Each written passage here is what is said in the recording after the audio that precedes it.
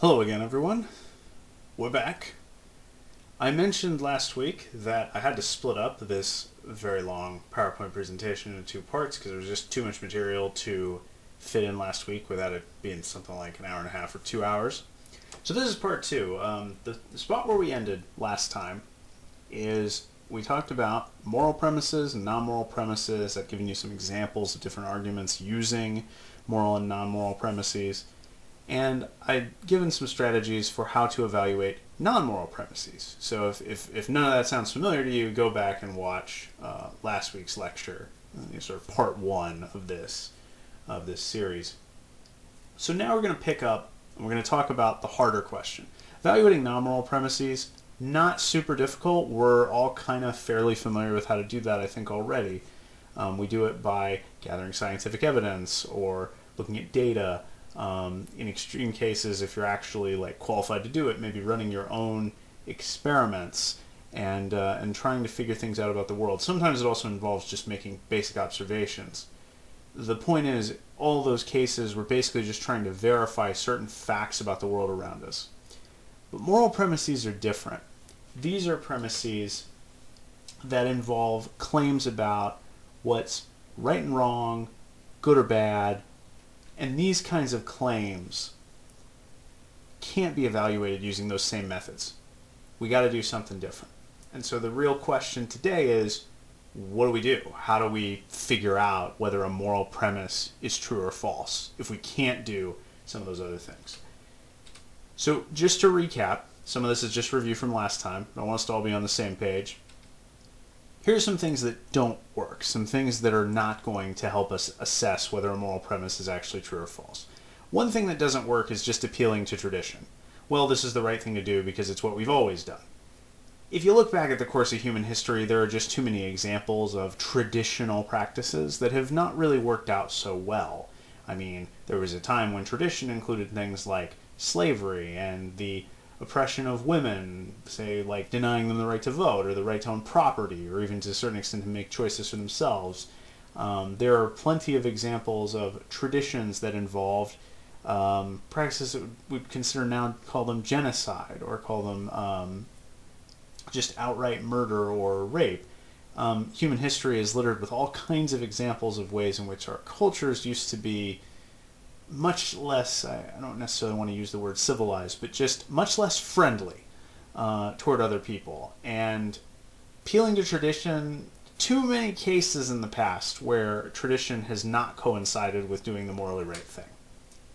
Similar one is appealing to popularity. Just, you get asked a question like, well, do you think we should legalize physician-assisted suicide in the United States? And you say, well, if you just take a national poll, it looks like, people are generally in favor of that right now. And it's like, okay, well, and for the record, that is narrowly true. There is a slight majority of people who favor legalizing physician-assisted suicide in the United States. That gives us, I guess, a data point of some kind about it, but that's not an argument. That doesn't actually tell us much aside from the opinions of a bunch of random people. And again, we can look at history and we can come up with all kinds of examples where popular opinions did not coincide with opinions that were morally correct. You can have lots and lots of people who believe the same thing and believe the same thing is right, but if none of them are basing their opinion on good reasoning, it doesn't matter. It doesn't mean that if they are right, it's going to be more akin to a lucky guess than them actually having a view that's well supported. Another thing that doesn't work, we can't conduct scientific experiments to answer these questions. We can collect data that may bear on how we answer questions about moral premises, but the data itself isn't going to tell us what the right or wrong thing to do is. We're going to have to do something further to get the answer to that kind of question. And another one, we can't just trust our gut or our instincts on this or our emotions. Because again, there are too many examples of where our emotions can lead us to do things that are morally wrong. If you discover that you've been deeply wronged by someone else, for example, you might have a really, really strong instinct to lash out at them or to try to get revenge or to try to, in some way down the line, do something bad to them. But in moments of calm reflection later on, you might realize, no, that's not the morally correct way to handle that situation. That's not the right thing to do. So we can't just go with our gut. Now, I will say, we all have certain moral intuitions that we rely on to varying degrees to make moral decisions. That's a hard thing to avoid doing. But we have to periodically subject those moral intuitions to some kind of critical scrutiny, or else we're not really doing any reasoning at all. We're just sort of going with the flow, so to speak, or doing what feels right. But of course, doing what feels right doesn't always mean we're doing what's actually right. Okay, so that's all a bunch of stuff that doesn't work, or at least does not reliably work. We got to do things that are a little bit better. So what do? Well, in an oversimplified way, I'm going to try to narrow this down to roughly 3 things that we can do to try to make progress on this. This is not an exhaustive list. There's more, and if you took like a course in meta-ethics or ethical theory, you'd get a much more extensive list than this. But this is just a sort of, basic intro ethics class. I'm not assuming any deeper or prior knowledge. And we don't want to spend, 6 weeks in the class just laying out, the methodology. We wouldn't actually get around to doing any of the cool bioethics stuff that we've got on tap for later in the semester. So here are the 3 things I'm going to stress.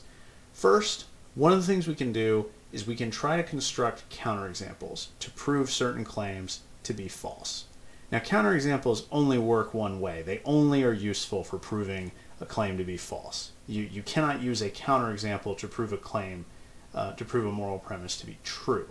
The moral premise being true would mean that it's like resilient to counterexamples. It doesn't have counterexamples. So I'll explain that more in next couple of slides. Second one, we can base moral premises on foundational moral claims, or what Russ Shafer-Landau in the reading referred to as ethical starting points. There are certain kinds of ethical assumptions or principles that are so basic, so fundamental, that they are, while maybe not beyond questioning, it would be extraordinarily difficult to mount a case against them, unless you were like just a skeptic about any moral truths existing whatsoever. Just someone who believed that there literally are no moral truths at all, that it's all fiction or it's all lies or something like that, and that there really are no moral values of any kind in play. That's not for obvious reasons, given that this is an applied ethics course. That's not a view that we're going to be taking super seriously. If you were to take like a meta-ethics course, you might see quite a bit of a discussion on moral skepticism or moral nihilism, which is a common variant of that. But my basic response is to those kinds of people, if any of you are inclined to think that way, is you're going to have to engage in conflict resolution throughout your life with other human beings.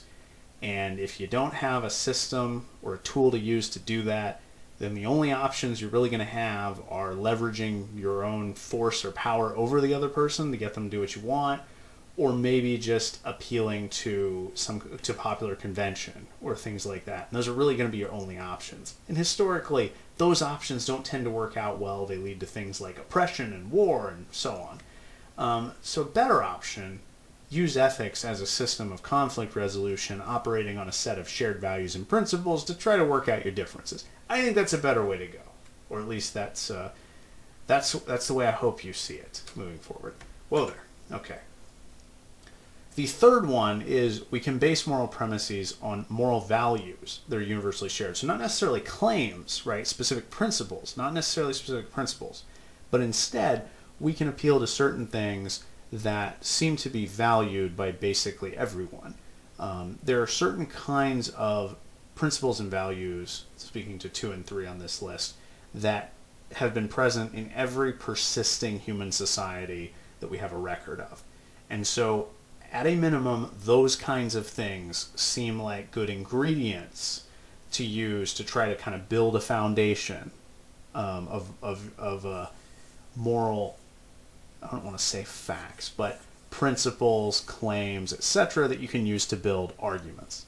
Calling them moral facts is sort of question begging, because of course you've still got to be able to reason about these things and explain why they are universally shared, why they're good principles to follow, etc. I think such explanations can be found, but we're getting ahead of ourselves. So the plan here is to basically, I'm going to start with counterexamples and then work my way to the other two items on the list. So, what the hell are counterexamples? Well, a counterexample in the context of our course just means any concrete case or scenario where a specific claim is demonstrated to be false. Now, when I say a specific claim, I genuinely mean any claim. So often we're going to be using these to try to show certain kinds of moral premises to be false, but it could be used to try to prove any premise false, or even just any claim that's just asserted on its own, not even as part of an argument. So I want to illustrate this with an example just so you can kind of see how they work. So let's just think for a second about a broad moral claim that someone might make. Here's a really broad claim. It's always wrong to disobey your parents. You might have been taught something like this when you were really young, like, you know, your parents deserve to be respected and honored and so on. You should always obey their commands, something like that. Let's think about that premise a little more thoroughly. It's always wrong to disobey your parents. Is that true?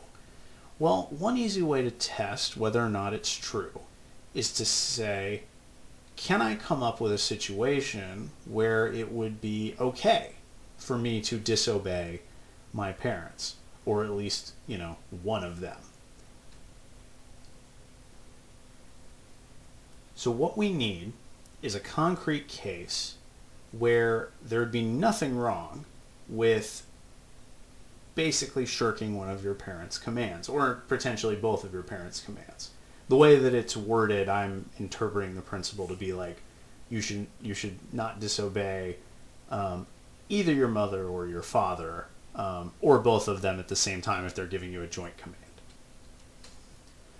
So here's what I thought about as a counterexample to this principle. Suppose that your mother commands you to slip rat poison into your brother's glass of milk because he forgot to take out the trash the night before. Now, some of you may have some unusual sibling relationships. I'm going to go out on a limb here and say that it would be okay for you to, you know, not slip the rat poison into your brother's milk at breakfast. Because your brother's life would potentially be in jeopardy if you did that. And it seems like this is a bit of an overreach on the punishment here, right? It's one thing to ground him or maybe give him an additional chore, but, you know, trying to murder him, probably too much, probably a little much.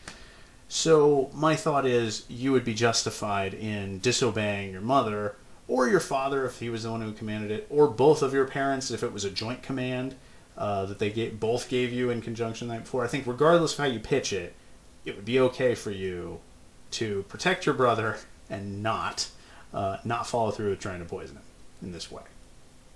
Now, I'm hoping that that's obvious enough for everybody to see why that works as a counterexample. The way that these examples are designed is they work best when they appeal to extreme cases that illustrate, you know, moral values that don't seem contestable. So to me, in this situation, I don't really see how you could make a case without adding in new information. Like, I don't know, your brother is like a serial killer or something. Unless you add in some kind of weird information like that's not given by the actual description itself. I don't think you're going to be able to justify poisoning someone because they forgot to do a chore the night before. I think that's too much. I just don't see how you can make a serious case for that unless, again, you're just like a moral skeptic and you just think, yeah, whatever, who cares? You kill your brother, don't kill your brother, doesn't matter. Well, if you're somebody like that, you know, maybe drop by my virtual office hours. We probably got some stuff to talk about. Okay, so here's one example. I'll give at least one more for a different principle in a minute. Key takeaway from that: counterexamples work best when they appeal to obvious moral claims or values, neither of which can be seriously challenged. So you want these examples to be as clear-cut as possible so that they definitively disprove whatever premise you're trying to show false.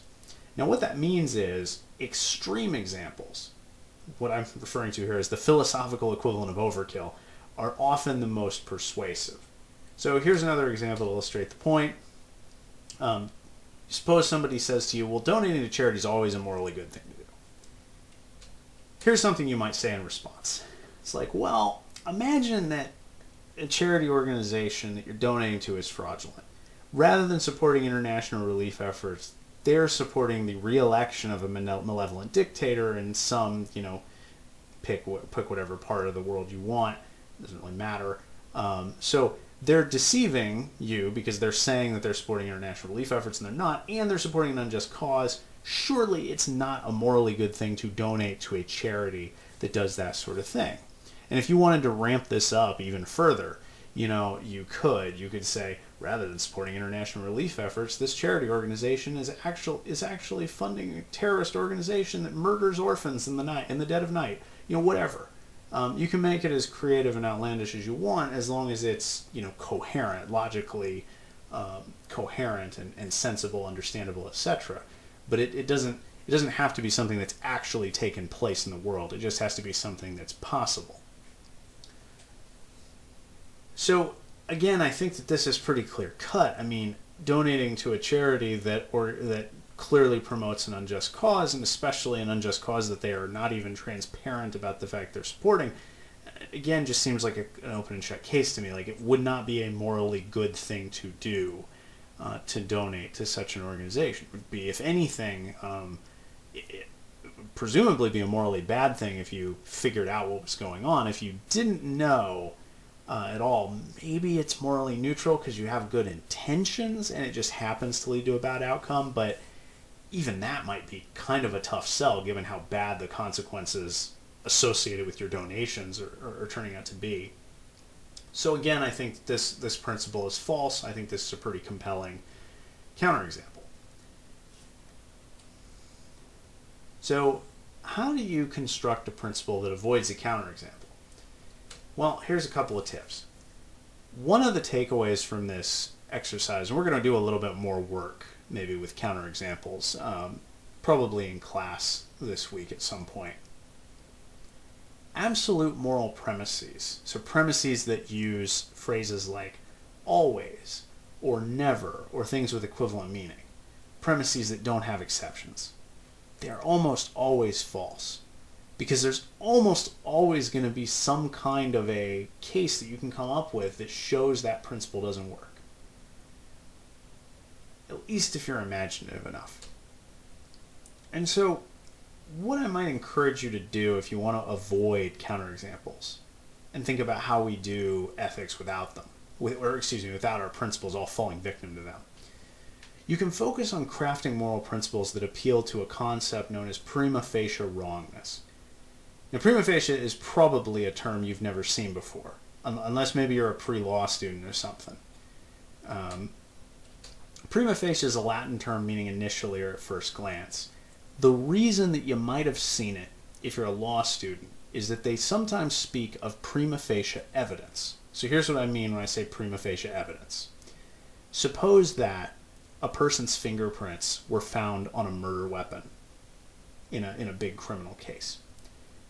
The fact that the person's fingerprints are on the murder weapon, that's prima facie evidence that that person is the murderer.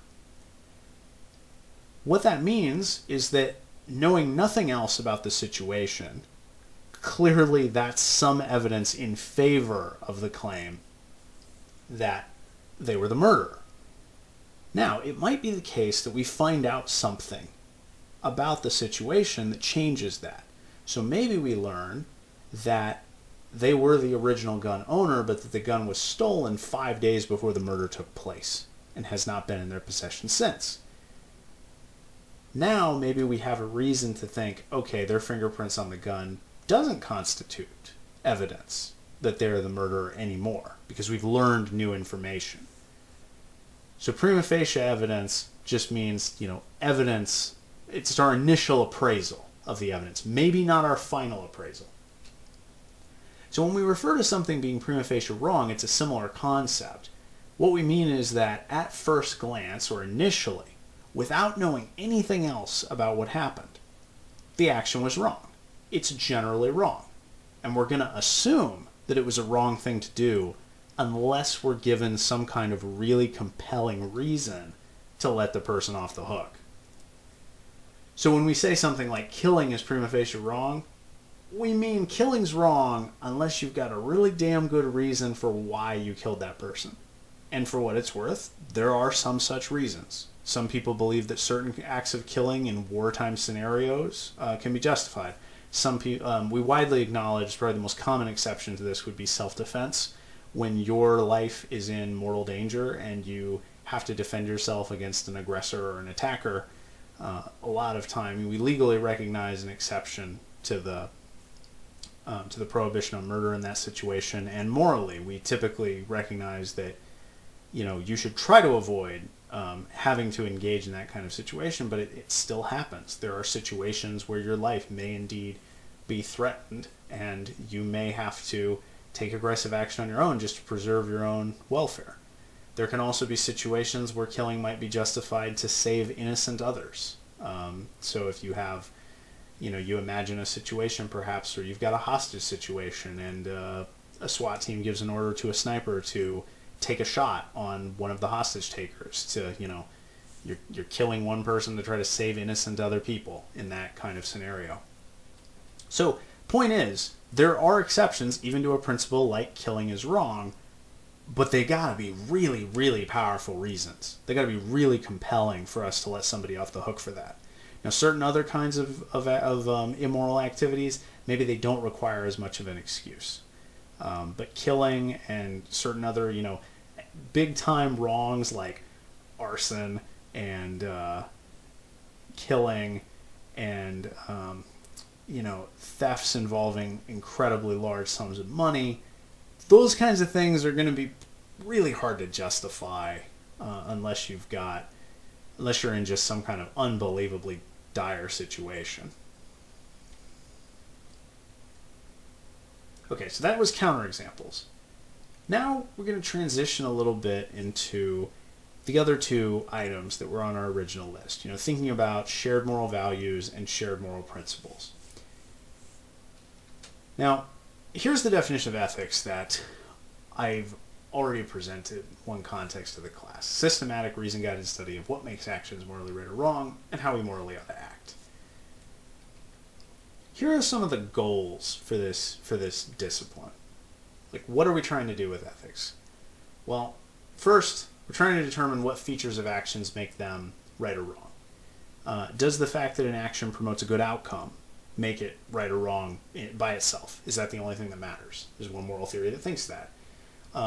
Do considerations like justice or fairness matter the most? Is it your personal character? What kind of person you are and what your motivations are. Does that matter the most? So that's part of the story of constructing a full-scale ethical theory. We want to know what features of actions make things right or wrong. We also want to figure out how to make moral decisions. We want to try to come up with a decision procedure that gives us output that broadly corresponds with ethical behavior. So a lot of the sort of normative theoretical stuff that Vaughan talks about in the readings that you've had, chapter 4 and chapter 7 from his textbook, those theories are attempts to kind of derive this sort of decision procedure and try to figure out, can we reduce morality to just like a single principle or maybe a couple of core principles that will always tell us what the right thing to do is. And the last thing is, whatever decision procedure we arrive at, we need to figure out how to apply it to real-world scenarios so we can actually use it, right? So we can actually solve some real-world ethical dilemmas. So those, broadly speaking, are probably not the only three goals of ethics, but three of the biggest ones. So, depending on how many courses you've taken in ethics, which for most of you is none, a few of you, maybe one or two, you may have seen some of these before, you may have seen more. In our course, I'm only going to focus on three broad families of moral theories. There are others. If you dig around on the internet, you'll probably see things like, natural law theory or divine command theory or contractualism, care ethics, etc. These, however, are the three families of moral theories that have been subjected to the most scrutiny, that are the most popular among contemporary moral philosophers by a pretty wide margin. And also, these are the three theories that have been around the longest. Some moral theories have gained some acclaim briefly, and then over time, flaws have been found and they've been discarded. But these three have been around a long time, and it looks like they're going to stay around a long time. So, the first one on the list, consequentialism. This is the family of moral theories according to which the morality of actions should be judged entirely by the consequences of those actions. So if what you did brought about a good outcome, then it was a good thing to do. If it brought about a bad outcome, it was a bad thing to do. Now, a lot of times when we're making decisions, we don't always know exactly what the outcomes of our actions are going to be. So sometimes this is cashed out in terms of probable outcome. Right? So when we perform an action, we make an assessment of what the most likely consequences are going to be, and we weigh up those consequences, and we try to pick the one on this theory that leads to the best overall consequences. Now, the opposing view of consequentialism historically has been called deontology, and it's the ethical doctrine that claims that you can't assess the morality of actions exclusively by their consequences. There are other things that matter. So deontology is the family of moral theories that is most associated with things like justice and individual rights and fairness and equity. These are things that a deontologist would typically say need to be maintained and respected, even when doing so doesn't lead to the best overall outcome for everybody involved. And the last one is virtue ethics. Virtue ethics is a little bit different than either of the other two on this list, because virtue ethics doesn't focus on actions at all. Virtue ethics focuses on character. It focuses on what a virtuous person would do in a particular situation. So, whereas consequentialism and deontology are looking at specific actions, virtue ethics is looking more, so they're looking kind of externally at the world that you're participating in and what actions you're facing, what choices you have to make, that kind of thing. Virtue ethics is looking more internally, like what kind of person are you? What are your character traits? Are you honest? Are you generous? Are you kind and sympathetic? Or are you callous and condescending, disrespectful, so on? For a virtue ethicist, right action simply flows from your character. So the important thing is to cultivate good character traits, and then doing the right thing follows naturally from those character traits that you've cultivated in yourself. So it doesn't involve the same kind of direct deliberation about particular actions that consequentialism and deontology involve. So if you were going to summarize these theories in kind of like short little aphorisms just to keep them all straight in your head, this is kind of what I recommend. Consequentialism, do good deeds, avoid doing bad deeds. Deontology, do your duty, or follow the rules, right? So deontological systems are typically multifaceted systems of moral principles, moral rules, that don't just boil down to promoting the collective good, as consequentialism advocates. And for virtue ethics, be a good person.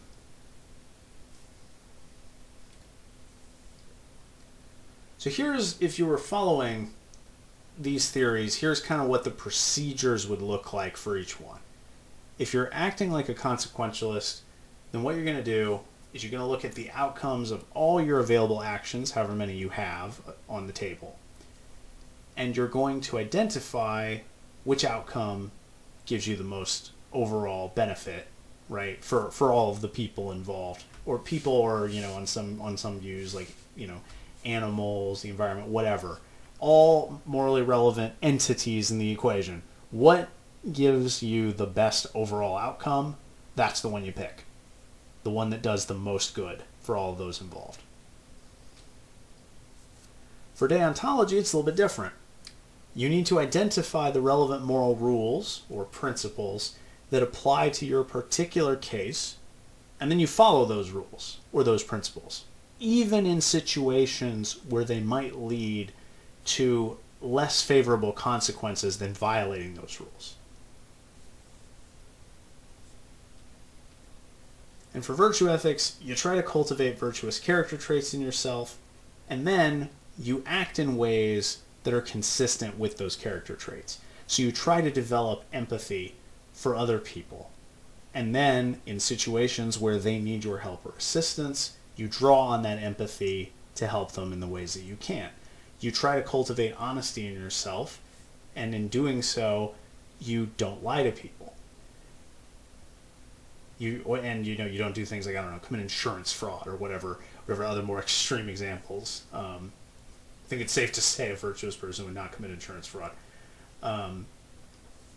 The interesting thing about virtue ethics compared to these other two is it's not focused on specific actions. When we say act in accordance with those character traits, you're not acting according to some external principle.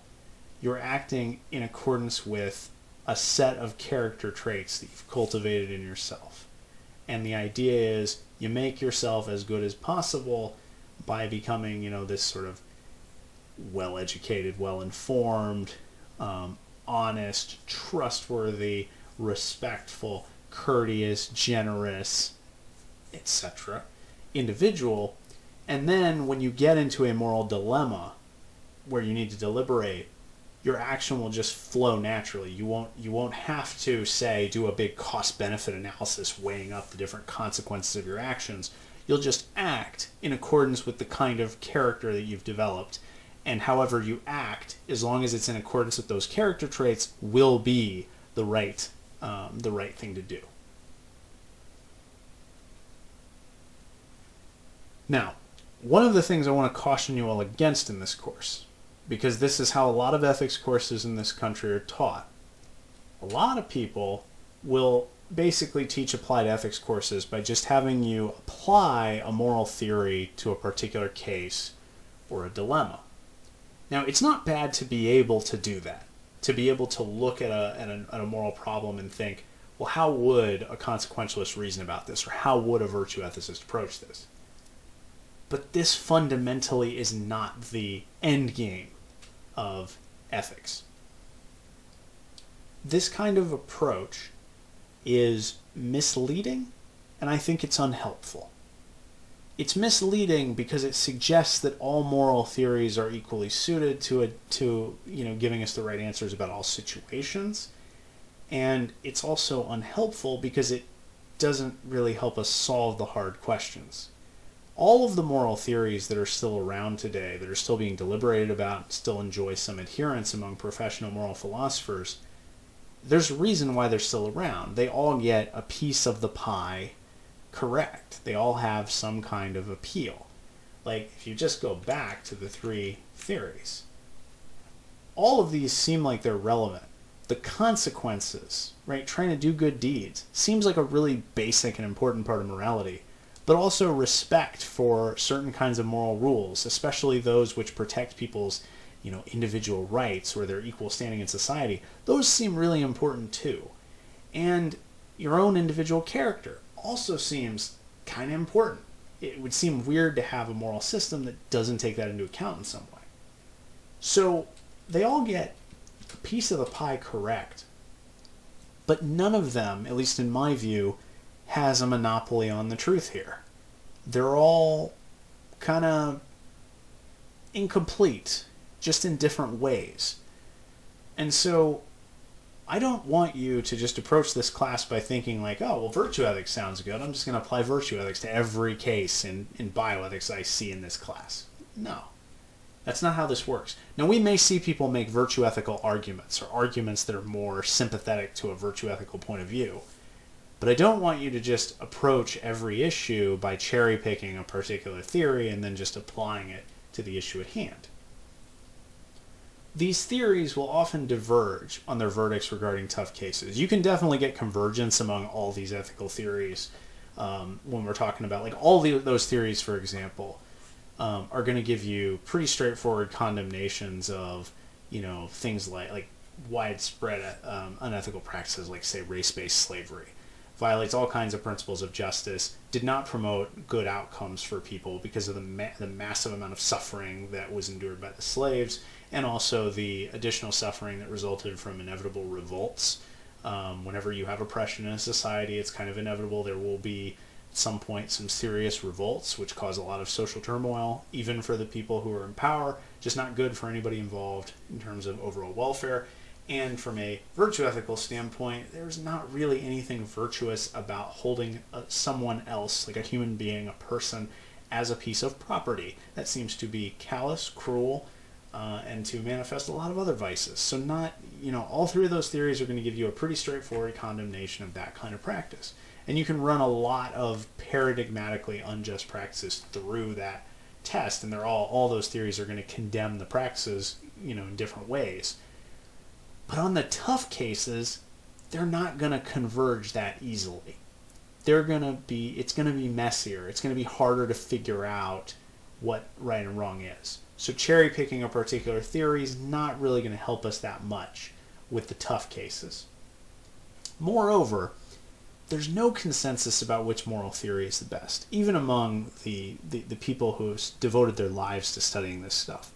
If you're curious, of those three theories, at least based on the most recent survey data, deontology enjoys a very slight edge over the others, but none of them even have more than 30% adherence. In fact, in one survey I saw from a few years ago, where those three theories were all choices, and then the other choice was quote, other, basically all other theories, the other choice was the one that was most common, was something like 36% of the response. So it's nowhere near a consensus about which ethical theory is best.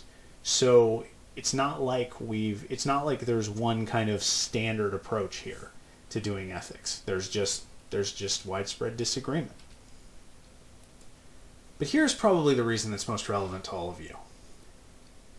I believe that ordinary people, in other words, ordinary here, that's not like a pejorative.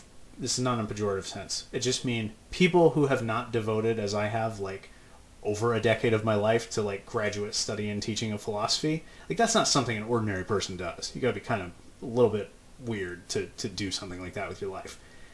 So an ordinary person, all of us need to be able to use moral reasoning, but ordinary people need to have tools to engage in moral reasoning without having to engage in this elaborate moral theorizing that might require a PhD to even understand what the hell some of these moral theorists are talking about. So the goal for the class then is to give you all, by the end of it at least, enough tools in your ethical toolkit, so to speak, to do some moral reasoning without having to rely on a particular moral theory. Now, having said that, you might wonder, why are we discussing moral theory? Why do we have readings about it? Why is this even a part of the course if we're not supposed to rely on it extensively? Few reasons. First, philosophers are going to use theory-laden language in our readings. You're going to see references to consequentialism, deontology, virtue ethics, eudaimonia, the golden mean, utilitarianism, Immanuel Kant's categorical imperative. Some of these are a lot of these are that I've mentioned here. They're terms in the reading, but not terms I've explicitly mentioned in this PowerPoint. So make sure you're doing the reading. You're going to see that stuff, and you need to know what they're talking about so that you can, appraise their arguments. So you aren't just lost when that kind of jargon comes up. Second, there is one important quality of moral theorizing that we don't want to lose. We don't want our ethics to just be an incoherent patchwork of case-by-case analyses. We want there to be some kind of unity around what we're doing. Right, so one of the virtues of these moral theories is that they're trying to unify ethics around a central concept or a central value. Right, consequentialists are doing it with respect to the outcomes of our actions. Deontologists are doing it around a sort of set of moral principles. Now, the list of principles will vary from deontologist to deontologist, but they're trying to converge on some kind of set of principles. Virtue ethicists are trying to converge on a set of character traits that constitute the virtuous person. So that unification, that quest for consistency, that's important. We don't want to lose that. So it's important to, think about how, at least, even if we're not using like an explicit singular theory, at least think about how our judgments from case to case can be made consistent with one another. And the last one, which is something I've already alluded to, all the major moral theories that are still on the table, that are still being discussed seriously in the 21st century, get some important piece of the puzzle right. And we don't want to lose that important piece of the puzzle. Even if it isn't the only piece of the puzzle, we don't want to lose what's already there. So we want to keep the moral considerations that these theories bring up. We want to keep those considerations in mind as we move on throughout the term. Okay, so how do we move forward with ethics? How do we kind of get started in our theorizing? I mentioned very beginning of this, aside from using counterexamples to prove moral premises false, the other two ways you try to kind of get things rolling is to support your principles either with support your premises by appealing to widely agreed upon moral principles or widely agreed upon values. So, Russ Shafer-Landau, in his reading, in Chapter 1, lays out what he calls a bunch of ethical starting points. These are kind of like those things. They're sort of it's kind of a scattershot collection of values and principles that virtually any reasonable person could accept as being true, and which find widespread acceptance across virtually every human society that has endured. So, when we're trying to sort of get ethics off the ground, get our moral reasoning started, as much as possible, we want to avoid appealing to broad, absolute moral principles that would be vulnerable to counterexamples, and we want to try to start with values and principles that have a really widespread appeal and a deep foundation. The kinds of things that would be really hard to challenge unless you're just a skeptic about any kind of moral reasoning at all. We will also, when we engage in our own reasoning, we will try to make as few controversial moves as we can in our argument. This is much easier said than done, as you'll see as the course goes on. But in general, you want your argument to be as airtight as possible, and so every time you make a controversial move, that's another opportunity for someone to reject your line of reasoning. So that's another thing that we'll try to do as the course moves along, is we'll try to construct arguments that contain as few controversial philosophical maneuvers as possible. So I have just basically copied-pasted this right out of the text from Shafer-Landau. He's got in his text a dozen or so ethical starting points, and this is that list. And I think it's worth trying to commit as many of these to your memory as you can. I don't expect you to be able to memorize, I think there's like 12. Yeah, I don't expect you to be able to memorize all 12, but it's important to try to commit as many of these to memory as possible because they're so fundamental and so important. So a few of these kind of I've already alluded to. I mentioned that moral tradition and law, not a good foundation for getting moral reasoning off the ground. That's captured here in number 1. Again, too many examples historically of cases where the law or moral tradition has just been grossly mistaken, where people have just been wrong about what the morally right thing to do is. And the same goes, this is related to number 2, everybody's morally fallible. That just means everybody can make moral mistakes. None of us is divinely insightful such that we always know what the right and wrong thing to do is. Now, when we move into 3 and 4, we're talking about some shared values here. So what's one value that seems to persist across all human societies? Friendship. So any moral system that we construct, any set of ethical principles or values, needs to make room for friendship in there somewhere, because that's something that's really important to people, very important to their psychological well-being and their basic functioning, and every human society has made space for people to have friendships and other kinds of relationships with other people that are important.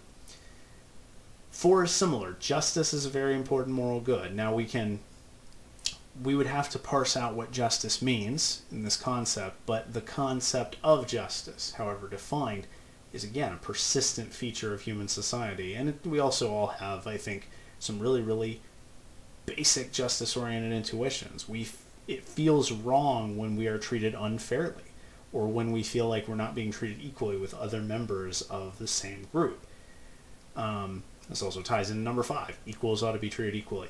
No moral principle, I think, on this list that Shafer-Landau gives has been more influential to the, kind of improvement of the moral community over time as this one, number 5. Probably not every, but almost every major, kind of civil rights movement or equivalent has been based in some way on this principle. The abolition of slavery was largely based on the observation that people should be treated equally regardless of their race. The expansion of rights to women was largely based on the same reasoning except applied to biological sex.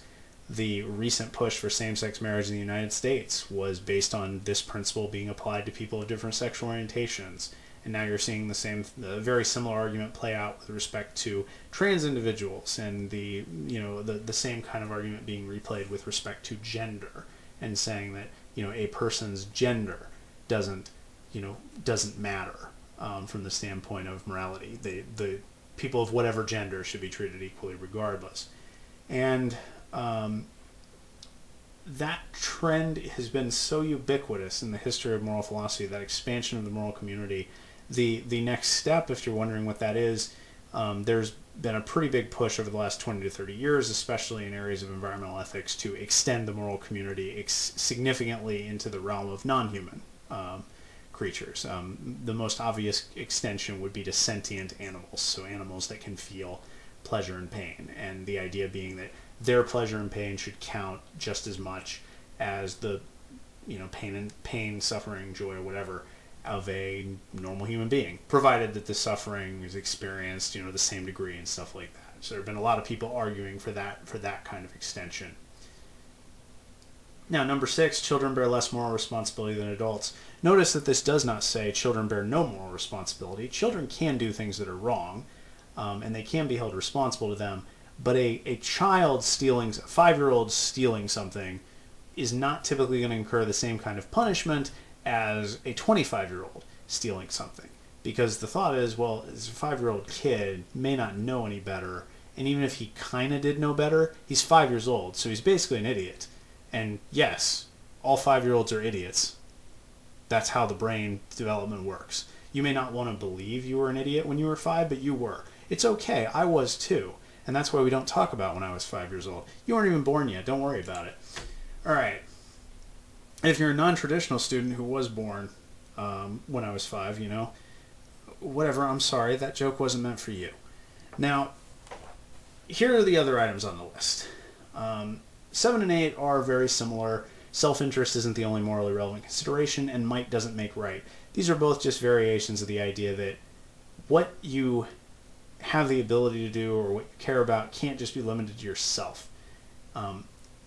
Fundamentally, ethics is about taking account of all morally relevant individuals.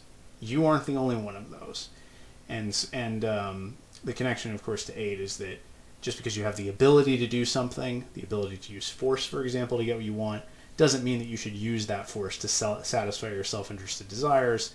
7 and 8, again, I think are so obvious. The only way you could question them is if you just didn't think there was any coherent conception of ethics at all. Now, number 9. Maybe the simplest one on this list in some ways, but also maybe one of the most important. Suffering is morally bad. Simple observation, but the idea is just that when any morally relevant creature endures some kind of harm, that's a morally bad thing, and it would be morally good if it were prevented.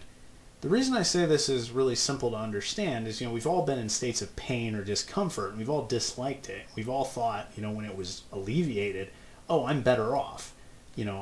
This is a better situation than I was in before. And that's a universal aspect of human experience. But at the same time, taking this principle seriously can get you some really fascinating and extreme conclusions. For example, some of you might spend money on things like, Starbucks or I would say movies, but I don't know if anybody's going to movies right now because of COVID. So let's say your Netflix subscription. I think that's like $8 a month. Well, here's the thing. You could potentially cancel your Netflix subscription, take that $8, put it toward one of GiveWell's top-rated charities, and that $8 could do, over time, donated over many months, could make a significant difference in the quality of life of a lot of people in the developing world. And I know you like your Netflix, but probably going to do a lot more good by, potentially getting some bed nets maybe for some people in Africa who might otherwise get malaria. If even one person doesn't get malaria because you canceled your Netflix subscription for a few years, that's a lot of suffering that's prevented for a relatively minimal sacrifice on your part. And so if suffering is morally bad, and if the alleviation of suffering is morally good, it seems like you can do a lot of good in the world for just giving up some of the luxuries associated with modern life. Now, I'm not going to dwell on that argument. It's an argument made famous by Peter Singer about, at this point, almost 50 years ago. But that's just one example of how taking that principle seriously, this idea that, we should be trying to alleviate harm, it can really push you in some unexpected directions. Really important, really interesting principle. Now, number 10, deliberately harming others requires justification. Again, super straightforward, already embedded in our moral code. Whenever you do something wrong to someone else that causes them harm, you're always held accountable, provided that somebody finds out about it. You're always held accountable unless you can give some kind of exonerating explanation. And in a lot of cases, legally, if you can't give that explanation, you'll be required to provide compensation for the person that you've harmed. Number 11, pre and informed requests prevent rights violations. This one's a little bit more specific, but since this is a bioethics course, very relevant, because there are lots of instances where, say you're a surgeon, you've got to operate on somebody, you've got to violate their right to bodily autonomy, right to perform your surgery. Well, as long as they say it's okay, there's no rights violation there. Or at least that's the widespread practice, right? So as long as they give you permission to perform that surgery, you're okay. And there are lots of other examples of this, where as long as, you are respecting the person's autonomy, they can, in a sense, waive certain individual rights that they have. And the last one on here, we're not morally obligated to do the impossible. So if I said to you, you're obligated to go back in time and go to Wuhan, China, and prevent this coronavirus outbreak. Well, it seems to me that you wouldn't be obligated to do that, because I'm pretty sure you can't, because you probably don't have a time machine. And even if you did, I'd advise you against it, because if you know anything about science fiction, time travel never works. Something always goes wrong, some weird glitch is always created, there's a weird paradox, something happens, or if you've seen the movie Looper, you wind up having to kill your future self when they come back in time with a bunch of money or something. I don't know, that was a weird movie and I don't remember it well. But that did happen. I do remember that detail. Bruce Willis was in it. He had to his past self had to kill his future self or something. Anyway, whatever, homework assignment, go figure out what the hell that movie was about and refresh me. Second thought, I'm better off not knowing probably, because it was like a 7 out of 10. I don't know. I'll watch some, I don't know, probably better off I watch some anime or something. So, here's the takeaway from these 12 ethical starting points. This is not an exhaustive list, by the way. There are more things that we could add to this list, I believe, if we sat down and we really thought about it. What I want you to think about with these 12 points is I want you to think, these are starting ingredients for moral reasoning. Some of them are things that you could plug into principles and arguments. Some of them are background assumptions that will just kind of lurk, in a sense, even if they're not in the arguments themselves. But you should always feel pretty confident if any of these claims on these two slides are in a premise of your argument or something similar. You're probably on pretty safe ground. This is about as safe as it gets for doing moral reasoning. So if one of your main arguments in in a paper or a discussion post or an essay answer on an exam was equal, was this appeal to equality, like equals ought to be treated equally, that's about as strong a moral principle as exists. There are others, right, that are probably on a par with it, but that's going to be it's going to be really hard for somebody to object to your argument on the basis that that principle is false. And I think that's true for a lot of things that are on this list.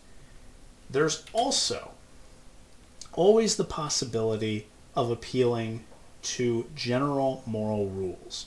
Certain rules have essentially been before I post the PowerPoint, I'll correct this redundancy using the word pervasive twice here. But certain moral rules basically existed across all human societies that have endured, that have survived for any kind of meaningful length of time. So you can kind of see why if you just reflect on it. Like, it's generally wrong to lie. Why has that rule always been around? Well, if you can't trust what someone else is saying, then the very process of communication just totally breaks down, and there's no way to really make any progress in conversation with somebody else. You'd never know whether they were actually being honest with you or not. Stealing is also a problem because in any society where you don't have a prohibition on theft, no one can own anything, right? It's just, whoever is the best at taking things and I guess hiding them or protecting them, they just are going to have the most stuff. Well, that kind of society is going to be inherently unstable, and it's going to be really hard for people to have any sort of personal security. Every society has always had pretty strict prohibition on murder. If you don't have a strict prohibition on murder, society is going to fall apart pretty fast.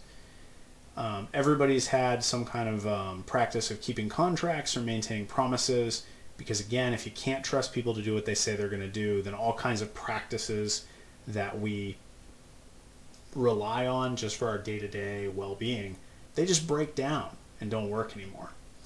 And the last one I've put on this list is generally people should treat one another with respect. Now this is one that is kind of, it's been a little sketchy over the years, because of course we go back in time 200 years and we think like, well, it didn't seem like all groups of people treated all other groups of people with respect. And that's a fair point. But the reason I put it on this list is because I think that if we look at the trajectory across human history, we've seen, much like we've seen an expansion of equality, we've also seen an attempt at expansion of respect. We've recognized, at least as a moral ideal, that treating other people with a certain minimal basic level of respect is kind of like a prerequisite for being a decent person. Certainly not the only thing that's required, but like a sort of bare minimum of engaging in moral behavior is just having a kind of general respect for other people and assuming, at least until they show otherwise, that they are deserving of that kind of respect. Now again, like with the previous list, I bet we could come up with other stuff to add to this list, other general principles that seem pretty pervasive across human society over time and which would be extraordinarily hard to refute in any meaningful way. But this is what I came up with on the top of my head. I'll leave it to you to come up with anything further. And that's it for now, at least. So, just a quick recap. Remember, this is kind of trying to get the tools that we need to engage in ethical reasoning later on in the course. This is just kind of a primer towards doing some of that work. It's not exhaustive, it's not the end of the road with that, but my hope is that between this stuff, the other videos that are up this week, which do a little bit more of a deep dive on some of the moral theories, and the assignments that you'll be doing, where we'll kind of be reflecting a little bit on the merits and demerits of different theories and how we can engage. I mean, this week is going to be like the abstract week. We're going to be thinking about a lot of kind of, not really concrete scenarios, but more thinking about abstract concepts and values and how we reason in general. This stuff is all designed with the aim of just getting you up to speed on how to do kind of basic moral reasoning, so that when we get into the more concrete moral dilemmas in 2-3 weeks, that we're adequately equipped to do that. So, you know how to reach me if you've got any questions about this stuff. I know it's very abstract and maybe quite different than some of the stuff that you've read and studied in other classes, but hang in there. We'll get to the more practical stuff before too long.